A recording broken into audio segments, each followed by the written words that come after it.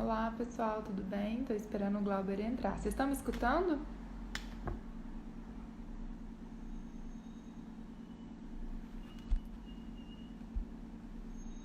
Todo mundo me escutando? Faz um joinha aí pra mim, por favor.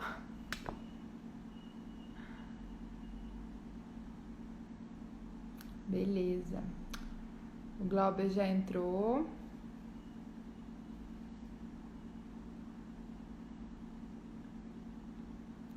Bel, que saudade de você. Que bom que você tá aqui assistindo a gente. Glauber, já tô te chamando.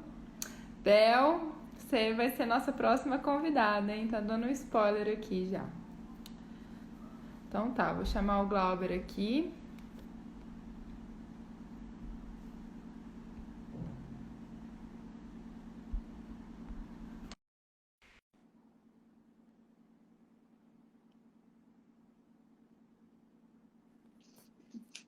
Glauber, tudo bem? E aí, amigo, tudo bom? Tudo bem, e você? Tá me escutando bem?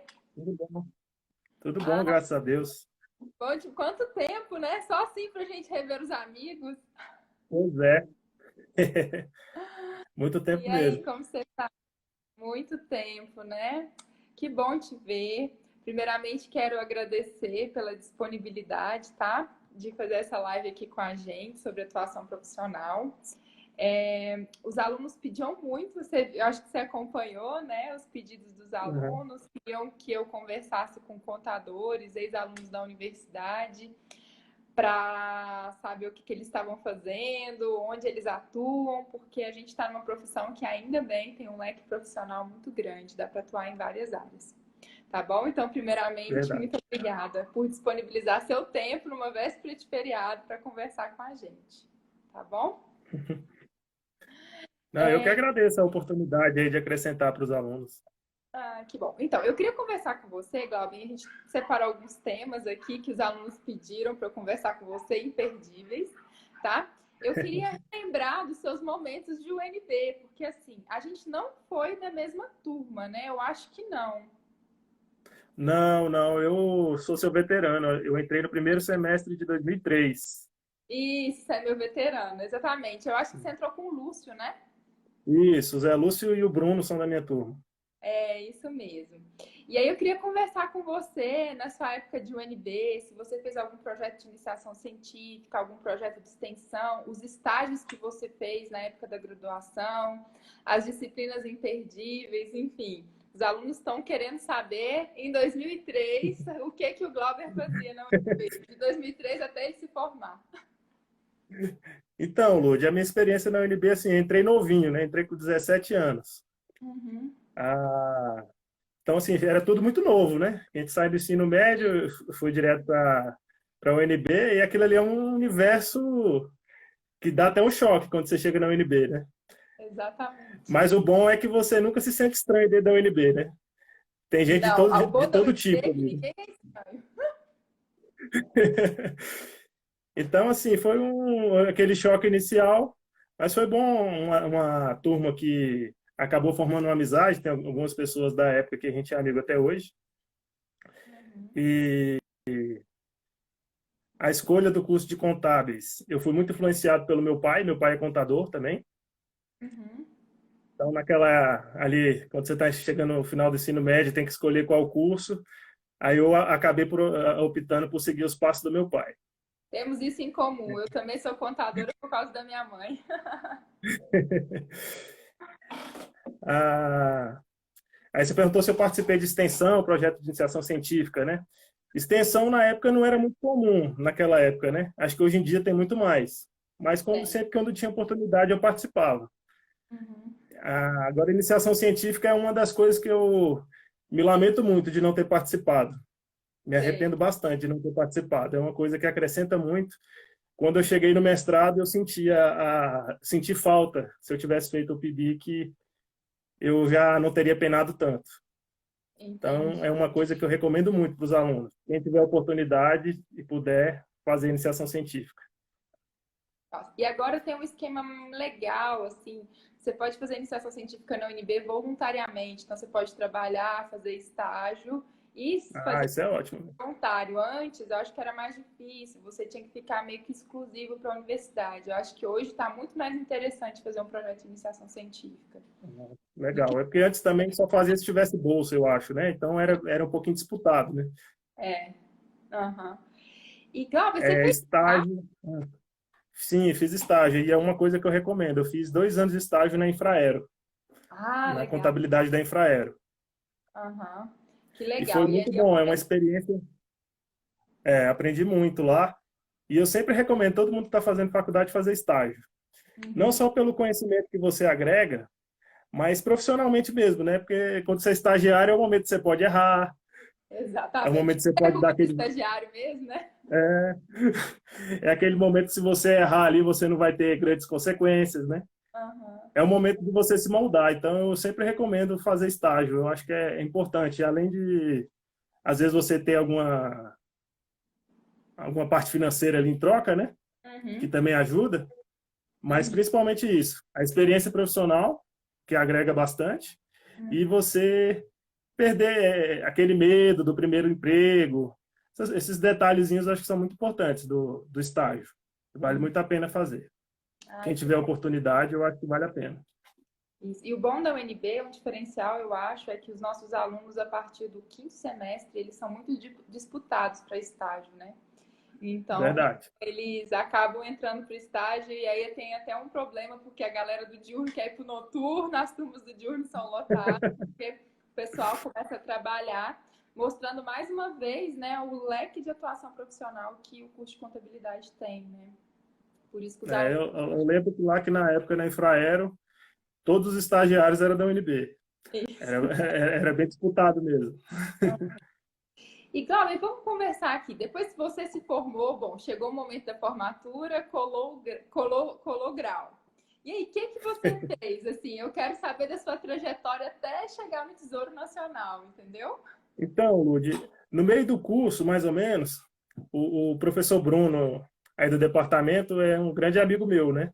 Uhum, Ele era do meu semestre, a gente fez uma amizade muito grande e a gente tinha um projeto no meio do curso, a gente cismou que ia abrir um escritório de contabilidade. uhum, Não, quando a gente formar, a gente vai abrir um escritório. Aqui em Brasília o pessoal só quer saber de concurso, concurso não é com a gente, tal. Aí foi caminhando, a gente desistiu da ideia. uhum, E aí não teve jeito, tivemos que partir, tanto ele quanto eu, partimos para o setor público, né? uhum, Então, assim que eu formei, eu fiz como a maioria da galera aqui em Brasília, né? Vai estudar uhum, para concurso. uhum. Então, quando eu comecei a estudar para concurso, eu também fiz uma pós-graduação em gestão pública, aquelas pós que é preparatório para concurso, né? Sim, que você sai com diploma, né, de especialista. Isso, Uhum, isso, especialista em gestão pública. Então, esse foi o primeiro passo. E aí comecei aquela luta, né? E aí o primeiro cargo que eu fui nomeado foi na Embrapa, era um cargo da área administrativa, não era especificamente contador. Aí eu fui uhum. lotado na área de licitações. Nossa, que Trabalhei lá desafio. como pregoeiro. Ah, Trabalhei como pregoeiro lá. Foi assim, uma experiência fantástica também, agregou muito no meu currículo para você ter uma visão geral do todo, como é que funciona, né? nossa, que Então, ali desafio. que Bravo, começa. eu não sabia disso, ó. Eu não sabia dessa parte. Então, trabalhei por cerca de um ano na Embrapa lá como pregoeiro. Uhum. Aí depois, o próximo concurso que eu fui nomeado foi na CAPES, Uhum. Ah, eu lembro. uma Isso aí eu. funda- Uhum. que é uma fundação que é vinculada ao MEC, que ela regula mestrado e doutorado, né? Aham. E aí lá na CAPES já foi como contador. Só que embora fosse como contador o meu cargo, eu fui lotado lá no programa da Universidade Aberta do Brasil, que era um Uhum. programa novo da CAPES, de cursos à distância, né? Nas Uhum. universidades. Eu acho que esse programa dura até hoje. Sim, sim, a UNB tem E um aí, projeto bem grande em relação a isso. isso, até o coordenador aí na UNB hoje é o professor Marcelo, ele é até meu amigo também. A gente Sim. trabalhou junto lá na CAPES. É, o Marcelo é ótimo. Uhum. E a Então, lá na cápsula lotado nessa parte, que era na Subsecretaria de Educação à Distância, né? Uhum. E trabalhava no setor financeiro dessa área. Então, assim, foi uma oportunidade também, embora não fosse diretamente trabalhar com contabilidade, me agregou muito também, porque como a gente avaliava o valor que ia ser repassado para as universidades, rodei quase as universidades todas do Brasil. Ai, que fazendo privilégio. acompanhamento, fiscalização. Então, assim, foi muito bom. Conheci boa parte das universidades. Uhum. Que bom, Glauber. E assim que eu entrei lá na CAPES, um mês que tinha sido nomeado, o pessoal do MEC, como a CAPES é vinculada ao MEC, eles pediram para a CAPES indicar um contador para participar de um projeto lá que era de análise da prestação de contas de instituições filantrópicas. Hum. Era uma fria, né? Uma É. fria. Aí Aham. botaram o novato que tinha acabado de chegar e me indicaram. Sei. Aí eu fiquei, assim que tinha entrado na CAPES, fiquei 3 meses participando dessa força-tarefa. E aí, por que que eu estou comentando isso? Porque nessa força-tarefa, eu trabalhei com toda a equipe da contabilidade do MEC. Ai, que incrível! Que é um dos maiores orçamentos da Esplanada, né? Saúde e Isso. educação. Isso. Aí, quando foi 3 anos depois, eu encontrei num restaurante do MEC uma das meninas que trabalhava lá, chefe da área. Aí, o Fabrício está até aí, ó. A gente trabalhou junto. Ah, legal. Aí, encontrei uma chefe da área lá no restaurante. Ela falou: "Bom, você não quer vir trabalhar com a gente, não? A gente está precisando muito de contador." Aí eu falei: "Uai, na hora, só fazer o pedido. Eu não sei se vão me liberar, não, mas pode Aham, fazer o pedido." aham. Aí, depois de muito trâmite burocrático, consegui e fui trabalhar na setorial contábil do MEC, cedido. Tinha Legal. uma gratificação, né? E aí lá foi, eu digo que o MEC foi a minha escola. Eu aprendi muito lá. Eu Que imagino. era setorial contábil, eu não temo em dizer, depois que trabalhei agora trabalhando no Tesouro, tenho certeza disso. É a setorial contábil mais difícil de se trabalhar, porque você tem muita unidade gestora vinculada, né? Você Tem pensar aí, são todas as universidades, todos os institutos federais, um orçamento gigantesco. Então, assim, gigantesco. o que você imaginar de Mais problema, disputadas, né? Para ser ministro, para gerir. isso. Uhum. Então, trabalhei durante 3 anos lá na setorial contábil do MEC. Então, dava Uhum. suporte contábil para as unidades gestoras. Foi na época também que implantaram o novo CIAF. Então, eu sempre me titulo como um ciafeiro, né? Sim, aham. Você viu o início ali. Falou de CIAF é comigo. E aí, Aham. na época, lá no MEC, eles tinham um plano de capacitação, né? Então, tinha muito... Capacitava muito o pessoal. Sempre fazia eventos com as universidades e eu sempre estava lá como instrutor. E aí, nesse meio período entre CAPES e MEC, foi quando eu comecei a fazer o mestrado. Acabei esquecendo de falar. Aham. Quando eu ainda estava na CAPES, por estar na CAPES, né? Você Sim, é por muito favor, incentivado né? a fazer Incentivo. pós-graduação, né? Aham. Era o embora momento. não tenha, embora não tenha tido a licença para fazer, até porque estava em estágio probatório na época, mas tive todo o suporte na época da chefia para fazer, eles entendiam, me concederam horário especial, embora tivesse que compensar o horário. Sim, aham. Foi nesse momento aí que eu estava na CAPES que eu entrei no doutorado, no mestrado, Uhum. no primeiro ano, né? Já o segundo ano, que foi da dissertação, eu já estava no MEC. Uhum. Então, essa mudança da CAPES MEC foi no meio do mestrado. E quem Aí foi eu que foi? defendi Eu não lembro, Glauber. foi a Fátima. Ah, foi a professora Fátima. Uhum. Foi a Fátima. Aham. Inclusive, eu fiz, a minha dissertação foi voltada para a gestão das universidades federais. É, eu lembro, eu só não lembrava quem era o seu orientador, mas eu lembrava que você tinha feito alguma coisa ligada à educação mesmo. Foi. Aí juntei, né? CAPES MEC para falar do assunto. E aí lá no mestrado é outra coisa que eu recomendo muito as pessoas, os alunos a fazerem, viu? Quem tiver a oportunidade já emenda direto aí da graduação para o mestrado, porque eu tive que fazer. Meu primeiro filho nasceu quando eu estava fazendo a dissertação. Cara, mas você gosta de Aí vocês emoções, podem. né? Eu lembro de várias noites estar fazendo a dissertação com o bebê conforto do lado ali, o Murilo ali dormindo e eu ali fazendo a dissertação. Então, quem tiver a oportunidade de fazer direto, É, eu, como você fez, eu acho que é muito mais produtivo. é. E é Não é engraçado que desculpa você para fala. deixar de fazer, Aham. mas quem tiver essa oportunidade, eu acho que é bom. Conversei hoje mais cedo com o Jader, que também fez mestrado lá na UNB, e ele fala que é a mesma coisa, que ele recomenda muito para fazer. E eu sinceramente acho que hoje é muito complicado você não fazer um mestrado, sabe? principalmente porque o mestrado, ele, além dele dar um conhecimento técnico interessante, ele desenvolve umas habilidades de senso crítico, de profundidade, de análise que é incrível mesmo e que a gente usa na vida profissional, em projeto, que a gente tem com a Com equipe, certeza. escrever relatórios, sabe? Então eu falo que assim, mestrado é meio que obrigatório, todo mundo tem que fazer, Com certeza.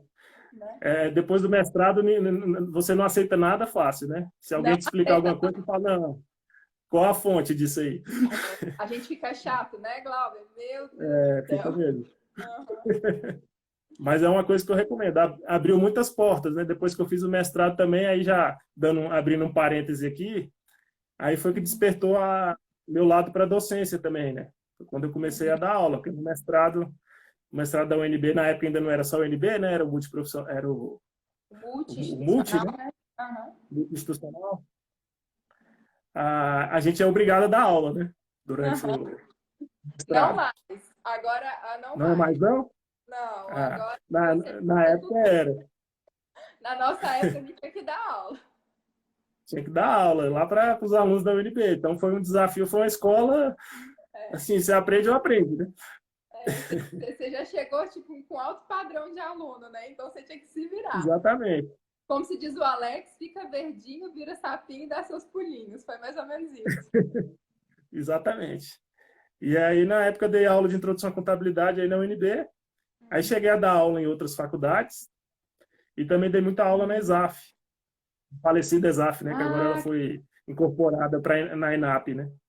Depois do uhum, Ministério da Economia, ela foi incorporada na ENAP. uhum. E até hoje eu ainda estou lecionando, só que hoje eu estou mais voltado para curso de educação à distância. Eu cansei de faculdade. Era muita dor de cabeça, muita Uhum. enrolação.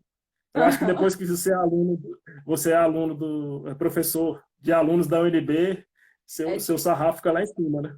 É muito difícil. diferente. Uhum. E aí eu optei por cursos à distância porque até me dá uma flexibilidade, né? Tenho dois filhos, aí fica mais fácil. Já E depois eu tem quero 8 anos que eu conversar com você trabalho com curso à distância.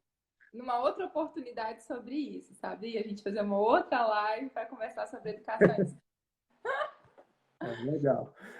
Mas aí voltando, para não perder até a gente chegar no tesouro. Uhum. Aí quando eu estava no MEC, eu tinha muita relação com o pessoal do Tesouro, né? Porque no sistema de contabilidade federal, o MEC é uma unidade setorial e o Tesouro é o órgão central. Então, Uhum. tudo aquilo que a gente não consegue resolver ou precisa de alguma informação, a gente tem que recorrer ao Tesouro, né? Sim. Então, eu tinha um contato direto com o pessoal. E aí, nessa época, eu já tinha desistido de fazer concurso, já estava bem, tinha terminado o mestrado. Aí até que falou, rapaz, eu vou trabalhar nesse lugar aí. Isso Conversava com o mesmo. pessoal, falei, eu acho que eu posso trabalhar lá. Uhum. E aí voltei a estudar para concurso.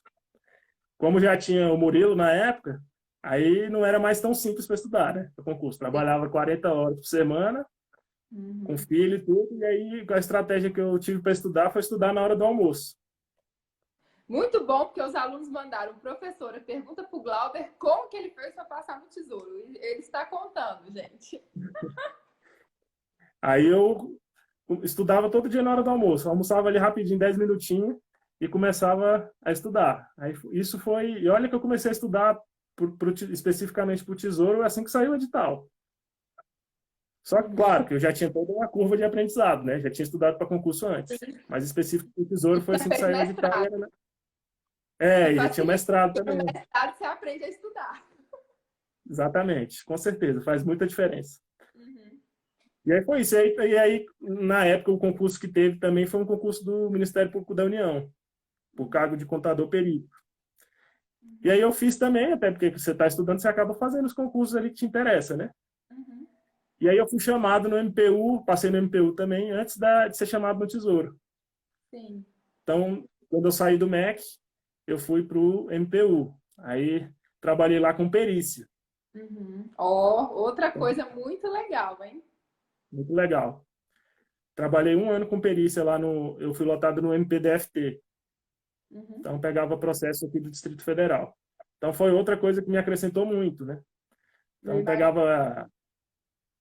a parte de perícia de prestação de contas de fundações. Inclusive, teve até vistoria em fundações aí da própria UNB. Sim. Você gosta de emoções, hein, Glauber? Eu gosto. E também não fico muito tempo parado, não, você tá vendo, né? Tô vendo.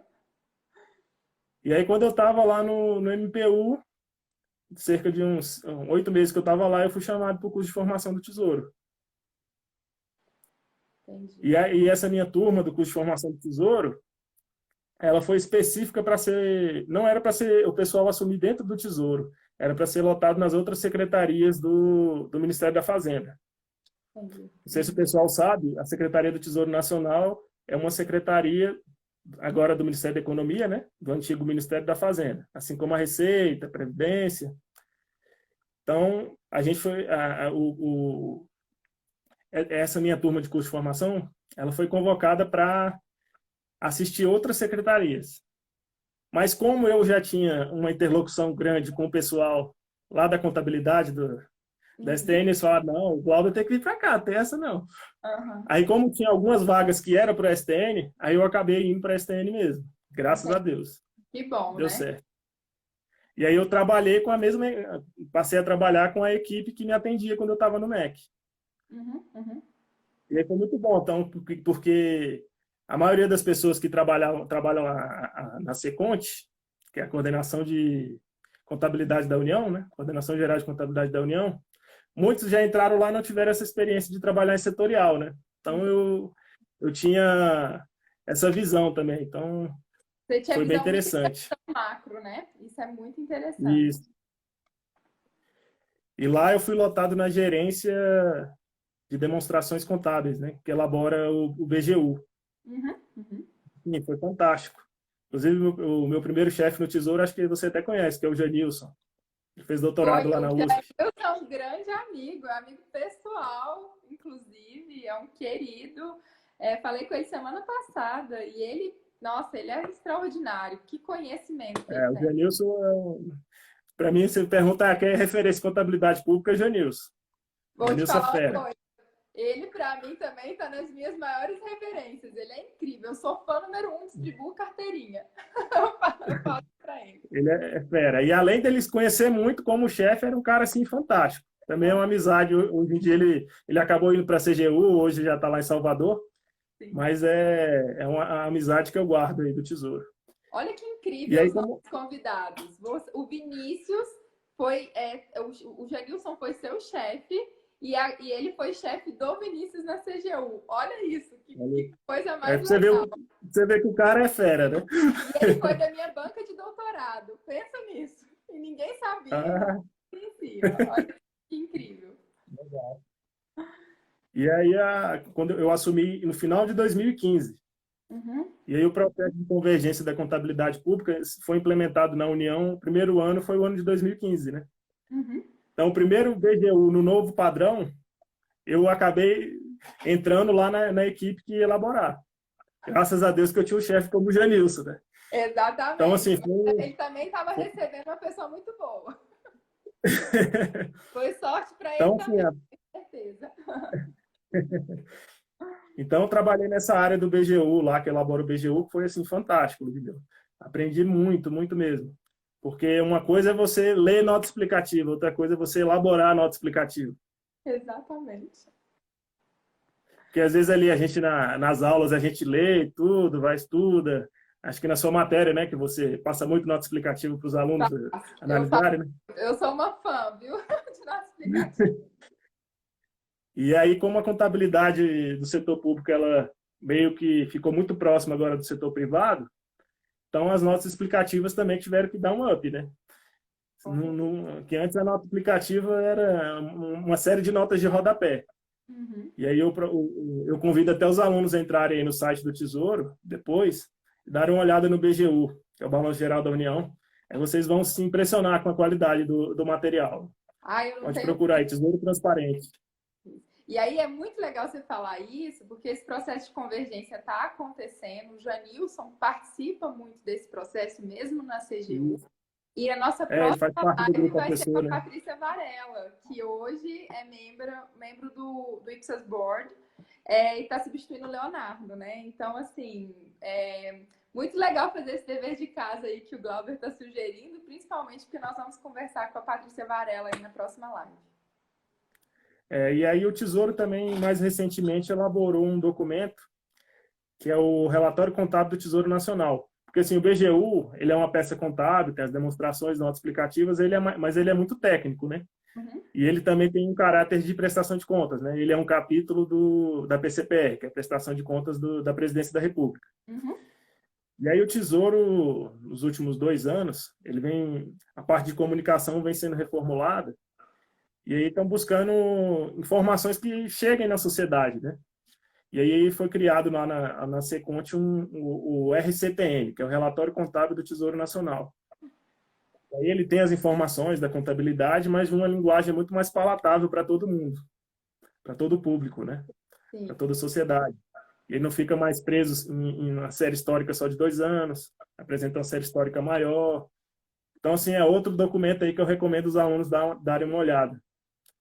E é muito legal, porque assim, essa aproximação da gente fazer informação contábil de qualidade, ela tem que estar alinhada com informação contábil que consiga ser compreensível, apesar da norma falar que não é bem assim, né? Que tem usuários específicos, para a população quando se fala de setor público, né?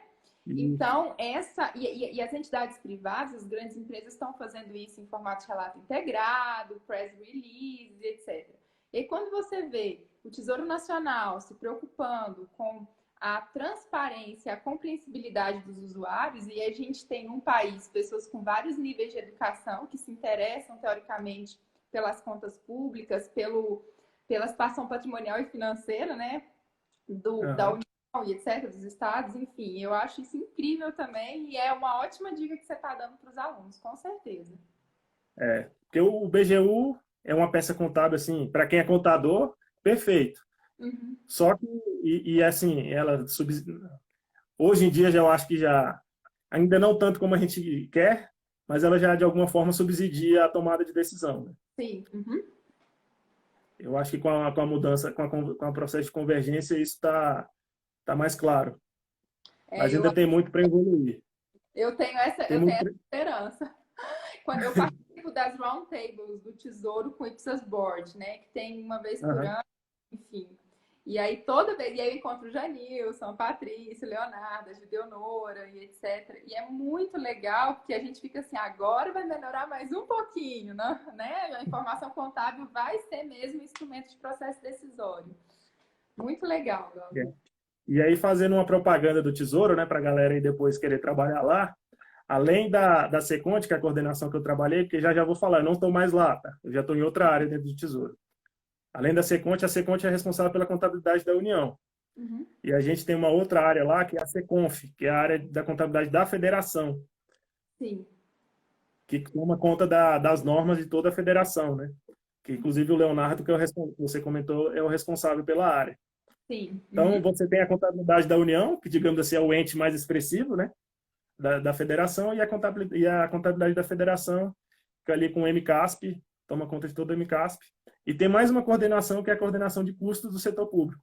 Legal. Eu então, conheço quem é contador, o Éder, um bom menino. Muito gente boa, o Éder. Ele não está mais lá, ele assumiu agora tem pouco tempo, acho que uns 2 meses ele assumiu a área de custos do Ministério. Ah, legal. Uhum. Eu não sabia, porque quando eu falava de custo setor público no Tesouro, eu falava com o Éder, geralmente. O Éder era o gerente lá. Uhum. Então, assim, você está vendo que tem, para contador, é o órgão que determina as normas da federação, em conjunto com o CFC, e também é o órgão que é o órgão central de contabilidade pública do governo federal. Uhum. E ainda tem uma área de custo do setor público. Sim. Só que você deve ter reparado aí que eu não consigo ficar muito tempo quieto num lugar, né? Não, eu tô reparando. Você gosta de emoções fortes. Então, lá no Tesouro, também tem processos seletivos para ocupar cargos gerenciais, né? Uhum. Até DAS4, até o 3 é obrigatório ter processo seletivo, e do 4 em diante, do 4 pode ter ou não. E dos demais é indicação mesmo. Uhum. E aí apareceu um processo seletivo que se enquadrava no meu perfil, que era na coordenação de haveres financeiros, com estados e municípios. No setor, na gerência que tomava conta da contabilidade dessa coordenação. Eu falei, vou tentar. E aí eu fui aprovado lá no processo seletivo dessa gerência. E aí já tem em torno de 2 anos que eu estou lá, né, nessa área. Uhum. E aí eu trabalhei como setorial contábil do MEC, órgão central Seconte, e agora eu sou uma UG do Tesouro. Sim. Então, trabalhando em todas as pontas para conhecer as várias realidades, né? Exatamente, é isso que eu ia falar. Você está passando por tudo que você pode. E aí lá eu trabalho também com a parte de execução, continuo fazendo nota explicativa, é a minha gerência que elabora a nota explicativa dessa área, né? Uhum. Continuo, e agora eu tenho contato também, é uma área mais econômica, né? Então o Tesouro tem 2 vertentes, a parte mais contábil, né? Que é a subsecretaria que eu trabalhei lá, onde está a Seconte e a Seconf, e a área de custos. E as demais áreas do Tesouro têm um viés mais econômico, né? Uhum. Então, assim, para mim também foi muito bom para conhecer outra área, né? Sim, tem um outro ponto de vista. Uhum. E essa área, ela gerencia os haveres da União com os estados e municípios, que são aquelas dívidas que os estados e os municípios têm com a União, né? Então, você pode imaginar... Emocionante. Você pode imaginar como é que está agora isso, né? Eu ia falar assim, quando a gente conversou, fez a prévia do que a gente falaria, eu falei, gente, eu quero perguntar para o Glauber como que está coronavírus, estados e municípios. Eu quero só entender. Olha, eu vou te falar, de home office não tá fácil não, viu? Toda hora chega uma decisão liminar do STF que muda todo o jogo, e aí a gente tem que se revirar para achar uma solução, e aí você tem que tomar o cuidado de não... daquela solução que você vai dar, não imputar lá na frente num crime de responsabilidade fiscal. Com certeza. Então, a gente está vivenciando um momento bem complexo. Então, vamos fazer o seguinte, depois que passa esse coronavírus, a gente vai fazer uma live para você contar os pontos mais emocionantes desse momento que você está vivendo. Combinado? Combinado. Então, tá bom. E é isso, Lud. Hoje eu estou trabalhando nessa área, está sendo muito bom, também estou aprendendo muito. Que bom. Saí um pouquinho, continuo sendo... O pessoal fala, não, contabilidade é com o Glauber lá. Se tiver alguma dúvida de contabilidade, é com o Glauber. E deixa eu te perguntar, tem essa responsabilidade com vários economistas. Assim, lá no Tesouro, embora seja... Como o concurso não tem a exigência de formação, diploma, né? Você só tem que ter nível superior, é a mesma coisa da CGU. Tem alguns economistas, mas o que tem muito lá é engenheiro, viu? Eu nunca vi. Engenheiro tá em todo lugar. Todo lugar. No Tesouro, na CGU, no mercado financeiro, no mercado de capitais, nas corretoras, está em todo lugar. Engenheiro é... E aí é bom que você aprende muito com eles também, né? Com certeza. E aí, vamos falar disso, porque a gente tem, que é uma coisa que a engenharia tem, né, e que nós contadores vamos ter que começar a desenvolver, senão é o que o mercado está pensando. Os engenheiros, eles ocupam esses espaços porque eles têm um raciocínio analítico e lógico muito bom, né? E uma base matemática, de métodos quantitativos, de BI, né, de programação muito boa, porque a faculdade já pede isso deles, já cobra isso deles. E aí eu estava conversando com o Vinícius, e ele falou isso na CGU. Eu queria ver no Tesouro, como que está essa questão de contabilidade, análise de dados, programação, como que é isso? Eu até tinha separado aqui para falar lá da época da graduação, uma coisa que eu recomendo os alunos a fazerem que eu fiz, é explorar os outros departamentos. Às vezes, quando a gente vai fazer matéria optativa ou módulo livre, a gente fica ali naquele economia, administração, vai ali no clássico, né? Na minha época, eu fui meio arrojado. Eu peguei matéria na educação, peguei matéria na comunicação social, na engenharia e na ciência da computação. E muito então, é uma bom, coisa que eu recomendo. Você escreve nota explicativa, entendeu? Você mensura, então você tá ótimo. E é uma coisa que eu recomendo os alunos a fazerem. E aí, uma coisa que eu deveria ter feito mais na época da graduação era explorar mais essa parte da programação. Você comentou aí de BI, uma das ferramentas que a gente tem hoje em dia, que é um diferencial lá do Tesouro, é o Tesouro Gerencial. Não sei se você já teve a oportunidade de trabalhar com ele. Não, e ele é todo feito em BI. Aham, é isso mesmo. Eu fico lendo, às vezes eu entro no site do Tesouro e converso com algumas pessoas que trabalham com Tesouro Gerencial. É muito legal. Uhum.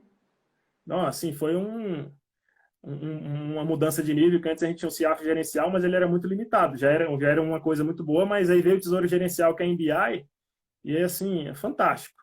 Uhum. E aí nessa área que eu trabalho lá, a gente tem que fazer muitas projeções, né? Sim, cenários, né?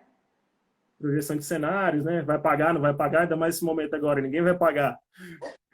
A gente tem que projetar o não pagamento, né? Como é que a gente vai fazer isso? E Uhum. aí, um diferencial, tem até um colega lá na área, que aí me despertou isso. Falei, pô, é uma coisa que eu tenho que me aprofundar. Tem programação em R.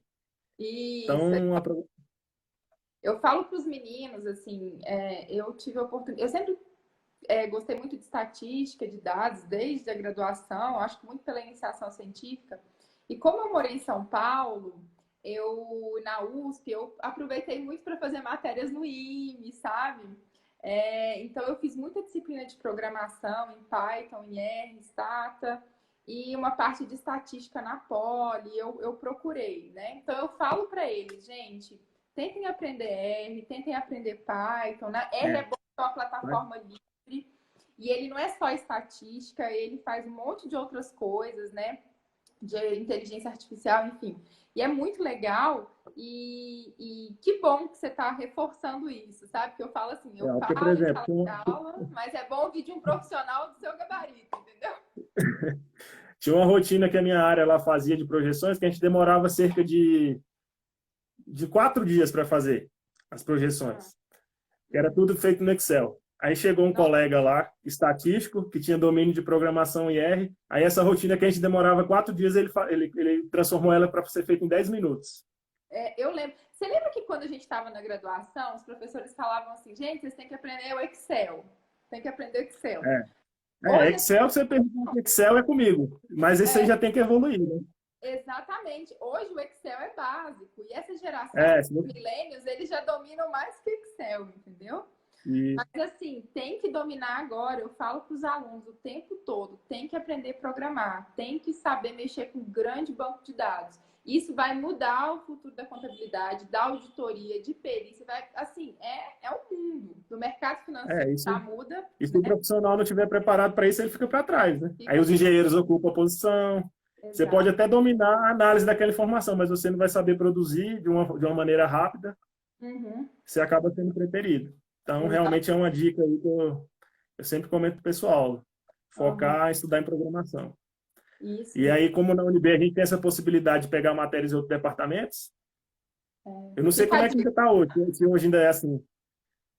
É assim, hoje a gente, os alunos conseguem pegar, assim, tendo os pré-requisitos, né? Assim, eles conseguem fazer a mesma coisa. A grade ainda é a mesma, né? Do curso, vai mudar, É, se né? quiser, o ano que vem. Estamos tentando, trabalhando para isso. E vai ter nessa nova grade coisas de programação, BI, estatística, um Ah, pouquinho legal. dado do novo currículo, sabe? É isso que eu ia falar, é programação e estatística. Isso aí tem que estar muito preparado nisso. Mas uma coisa que você fez que eu não fiz na UNB, porque eu fiquei muito em programação e estatística, mais estatística, mas que eu me arrependo, e agora que você falou, eu falei, é verdade, comunicação. Você já notou que a gente escreve nota explicativa, teoricamente a gente é a linguagem dos negócios, mas contador não se expressa tão bem quanto deveria. Você já notou isso? Não, é consenso. A gente conversa com os colegas, todo mundo tem dificuldade para escrever.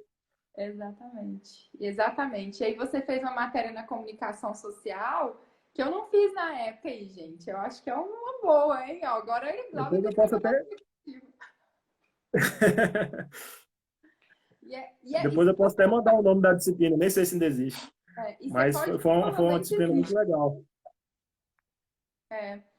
E assim, é interessante que você falou que né, trabalhou escrevendo nota explicativa. Se você for parar para pensar, tá, você fica lá um tempão trabalhando com a mensuração, tempão, assim, reconhecimento você faz no sistema, mas você fica, hoje não é tão simples mensurar, né? Porque hoje é muito mais principiológico, com as ipsas Isso. muito mais.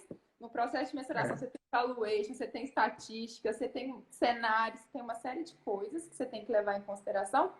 E aí, se você não fizer uma comunicação bem feita, né, de qualidade na sua nota explicativa, você não valoriza o seu trabalho ali na mensuração, né?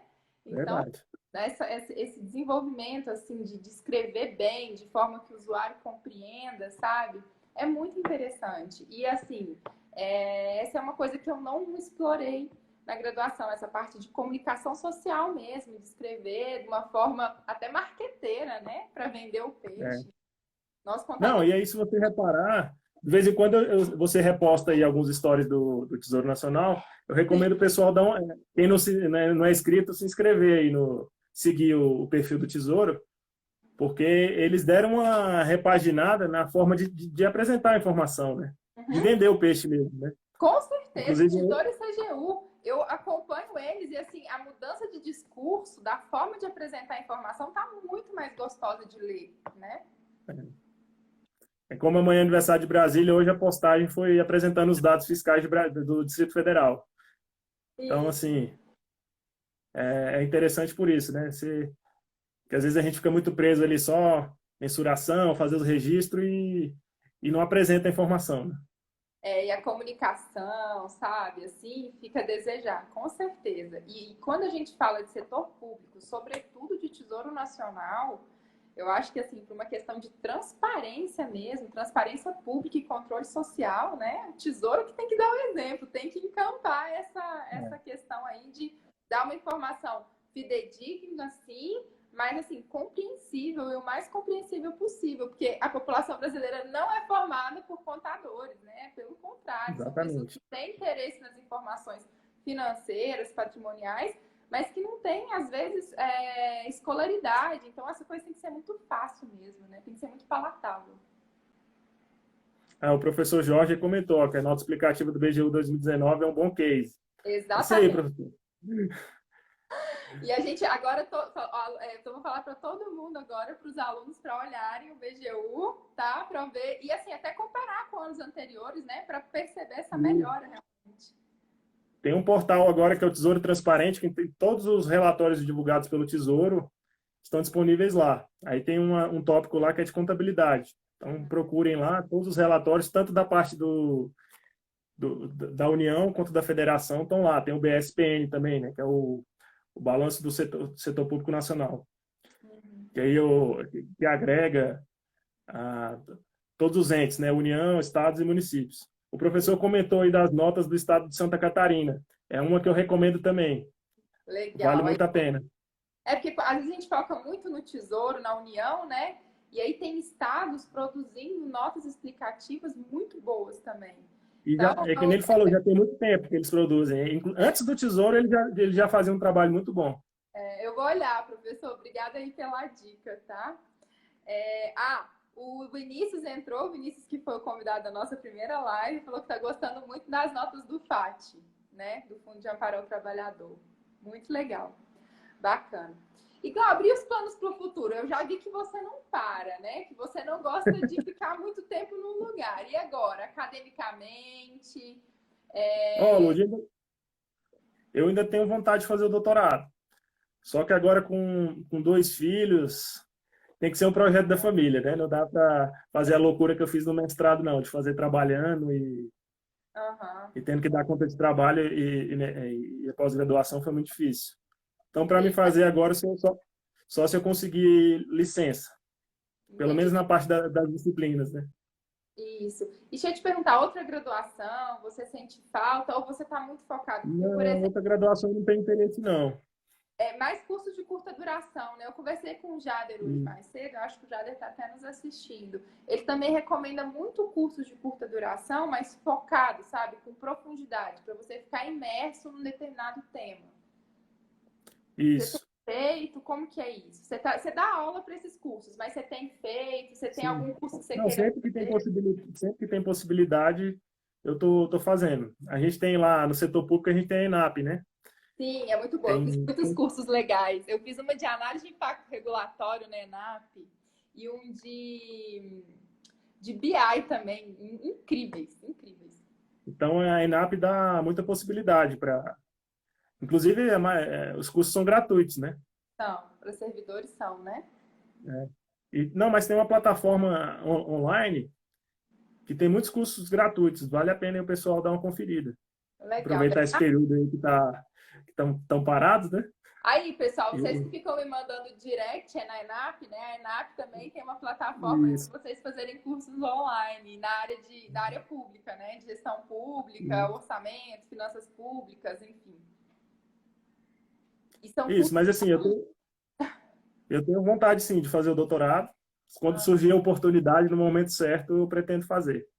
Sim. Inclusive, Ai, no começo do ano passado, eu participei de uma banca aí do professor Jorge, Jorge aham, Katsumi, sim. que foi até um artigo que a gente publicou. Hoje eu estava olhando o Lattes e eu vi que você também está no artigo. No Tem artigo. Que um legal. artigo de A gente é leasing. coautor, né, Glauber? A Olha gente é só. coautor, é. Aham. E acho que a Um Isabel artigo de... também está nesse artigo, se eu não me engano. Não, acho que é em outro que a Isabel tá. Esse é eu, você, o professor Jorge e o Fabrício. Ah, é o Fabrício. Aham, tá certo. É Isso. verdade, lembrei desse artigo. A origem desse artigo foi o artigo da disciplina do professor Jorge do mestrado, né? Aham. O trabalho de leasing. E aí uma aluna dele de graduação replicou o artigo atualizando os dados. Aí ele me convidou para participar da banca. E aí ele me encheu o saco. Falou, não, você tem que fazer doutorado, tem que fazer doutorado. Eu Imagina. falei, calma, professor, na hora certa vai dar certo. Vai dar certo. E, ó, eu não sei se você está acompanhando, se você sabe dessa informação, mas eu sou coordenadora. Estou, né? Não sou, eu estou coordenadora de TCC, né? Desde 2019. Então, e a gente está assim, estou falando para os professores, a gente tem que oxigenar essas bancas aqui. Tem que trazer a galera de fora aí, que tem mestrado, doutorado, para a UNB de volta, para olhar nossos trabalhos com uma criticidade não só acadêmica, né? Porque a gente tem na UNB, mas uma criticidade técnica mesmo, né? Então já fica de antemão aí o convite para você participar das nossas bancas, você será escalado, porque assim, eu não decido Não, as bancas, pode. quem decide são os professores orientadores, mas eles vivem me ligando. Lud, eu quero dar uma dica aí de tal assunto, vou te indicar, Glauber. Quando eu Estou à ver uma disposição. coisa Se dessa precisar, cara, eu vou indicar. Espero que você tenha agenda para contribuir aí com os trabalhos que estão sendo feitos pelos alunos. não, a gente organiza com uma antecedência, a gente dá um jeito. Dá tudo certo. E uma E até pergunta. para a gente é bom participar de banca. Eu sempre gosto, porque é uma forma da gente se manter atualizado também com pesquisa, né? Com certeza, com certeza. A gente vai ter outros convidados aí na live. Eu já estou dando vários spoilers aqui, né? Que é a Juliana Grigol, da Caixa. Ela também fez mestrado na UNB. Ela é contadora da Caixa, assina o balanço da Caixa. E ela falou assim, Lud, eu quero tanto participar de banca. Eu fico, Ju, você tem tempo? Ela, tempo eu não tenho não, mas vontade eu tenho muito. Eu falei, então tá bom, tá ótimo. Aquela vontade de contribuir, né? De voltar para a UNB, ver o que está sendo pesquisado. Eu acho isso incrível de vocês. Eu acho isso aí muito legal, né? Compartilhar aí o que vocês sabem com os alunos é bem legal. É, E, não, e pode falar. eu sempre falo com o maior orgulho que formei na UNB, tanto a graduação e o mestrado, e levo sempre esse carimbinho comigo com o maior orgulho. Ah, eu também. E Eu também. Eu sou sempre nós precisar, somos estou à disposição. nós somos assim, né, Glauber? Eu falo que assim, eu tenho um amor pela UNB, tanto que eu voltei, virei professora, enfim, eu gosto muito realmente daquele lugar, é muito especial para mim. Glauber, e assim, eu fiz essa pergunta para o Vinícius, acho que eu fiz para o Jader também. Se você pudesse hoje ser um aluno de graduação da UNB, de contábeis, assim, qual a dica que você daria para os alunos? Você já deu várias aqui, mas assim, o que você faria de diferente do que você fez? Ó, uma coisa que eu faria diferente, eu acho que até pela idade muito novo, era não valorizar os professores que eu tinha. Depois, quando eu cheguei, que eu fui estudar para concurso, e a referência de orçamento era o professor Giacomoni, aí eu Que, falei, meu Deus do céu, eu tive aula com o Giacomoni e não aproveitei. lembranças, Poderia não ter estudado muito aproveitei. mais, mas assim, a gente não, às vezes a gente não tem noção do que quem a gente tá recebendo aula aí. Não temos, por exemplo, eu conversei com a Bianca Checon, né? Ela fez USP e hoje é professora da GV São Paulo. E aí ela teve aula com o Eliseu, com o Ari, com o Nelson, né? Que é quem escreve o manual da FECAF, o Bruno, o Belk, etc. E aí ela fala, quando a gente está na graduação, a gente não tem noção. Aí quando a gente sai, a gente fala, meu Deus, por que que eu não aproveitei, né? E o Giacomoni tem vários na UNB, mas o Giacomoni Tem é um vários, nome professor dele. Jorge, na parte de teoria, a gente, assim, são professores que são referência, isso, e às vezes a gente não cai a ficha quando a gente é aluno de graduação, né? Às vezes pela imaturidade da idade, né? A Então, gente valorizem os professores que vocês têm. aí quando a pessoa, você está no mercado, você está conversando com alguém, num congresso, no trabalho, eu tive aula com o Giacomo, todo mundo fica assim, oi? E eu, pois é, É, eu tive, né? Queria ter aproveitado mais, mas, né, eu tive. Isso é uma boa dica, eu falo para os alunos, assim, a UNB dá uma base muito boa, sabe? Por exemplo, para quem quer ir para o mercado privado, quem quer ir para o setor público. O Vinícius também comentou isso na live dele, tipo assim, pensa, a base de societário da UNB é muito boa, a base de finanças é. da UNB é muito boa, a base de pública também foi muito boa e é muito boa até hoje. Então, acho que a UNB realmente tem Eu acho que melhorou muito da minha época para agora, a e parte de assim, público. quando a gente. Eu fui da sua época, né? A gente foi contemporâneo. Hoje eu falo que a UNB está muito melhor em termos de oportunidades, sabe? De um departamento muito mais maduro. O nosso departamento é muito grande. Hoje, na nossa época, a gente quase não tinha disciplina optativa, né? Não tinha professor, era uma confusão. Não, o pessoal reclama do matrículo web, Lud. Pois Não sei é. se você chegou a fazer matrícula no papelzinho, chegou a Não, fazer? eu não consegui fazer, eu É. não fiz. Eu não fiz, acho que eu peguei o primeiro ano de matrícula tudo no web, mas o pessoal reclama do matrícula web. Tá errado isso. Lembra das filas, assim, as pessoas falam, né, das filas quilométricas para fazer matrícula, para pegar o caderno com o código da disciplina, para fazer matrícula. Exatamente, a gente tinha que pegar uns cadernão para procurar o código da disciplina. Meu Deus do céu. O cadernão eu peguei para fazer o ajuste. Eu vivenciei, né? Pois é, então eu acho que assim, que bom, eu falo, casa de Ferreira Espeta de Pau, né? Às vezes a gente fala, aproveitem a UNB, porque a UNB dá uma base muito legal profissional. E é muito bom escutar de um ex-aluno, muito bem sucedido, que teve várias experiências, né? E ainda tem, que faz muita diferença no que faz, no tesouro, para o país, né? Porque você é um servidor público, você serve o país, assim, de que a UNB realmente faz a diferença na vida profissional, né? Isso de professor, eu lembrei de um caso aqui. Na época que eu estava no MEC, eu também fazia parte lá da comissão de custos do MEC. Aham, Aí eu lembro de um dia, na época que o professor César era decano, aham. ele participou de uma reunião, aí eu falei, meu Deus do céu, participando de uma reunião com o professor César. Caraca, Como assim? A que ponto chegamos? César me tratando de igual para igual aqui na reunião. Aí, Sim. assim, foi um dia que eu nunca esqueço, foi esse dia aí. E é engraçado isso, porque isso que você está falando é muito recorrente quando eu converso. A gente estudou na UNB e a gente tem esse carinho, né? E a gente fala, não é possível que a gente vai um dia se reunir com as pessoas que ajudaram na nossa formação e conversar de igual para igual, né? O Vinícius É, falou isso também, né? O Jader falou isso também. Gente, aí você encontra os professores, você conversa de igual para igual e você fala, meu Deus do céu, venci na vida. É isso mesmo. Eu também sinto esse privilégio, sabe? Porque assim, eles foram meus professores e hoje eles são meus colegas de trabalho. Aí tem hora que a gente trabalha junto, tá em comissão, sabe? Aí o professor te liga para te chamar para fazer um artigo, para fazer uma palestra, e você fala, gente do céu, como assim? Que loucura, né? A gente são meus colegas de trabalho hoje, a gente faz coisas juntos. Eu entendo exatamente o que você tá sentindo, que você sentiu, né, nessa reunião. é muito bom essa sensação. Então, Aham. assim, você perguntou, então é valorizar os professores, o corpo docente da UNB é fantástico, Uhum. e só tem melhorado ao longo dos anos, né? Isso. Acho que na nossa época, que você nem falou aí, a gente quase tinha, era uma carência de professores enorme, era cheio de professor substituto, né? Era. Hoje em dia, Uhum. acho que não tem mais tanto esse problema, né? Tem professor substituto, mas assim, não tantos quanto tinha na nossa época, né? E a gente tem muito professor novo no departamento, muito. Eu fiquei os 4 anos fora do doutorado, assim, e quando eu voltei, eu falei, gente, eu acho que eu não conheço os meus colegas, eu não conheço uns 15 colegas de trabalho. né? Assim, porque realmente tem muitos professores novos, os professores saíram, né, para fazer doutorado. O departamento fez concurso e trouxe professores de outras áreas, de economia, engenharia. Então, o departamento deu tem uma certa pluralidade hoje, né? Com esse corpo de economistas, engenheiros, tem muito professor engenheiro no departamento, além de contadores.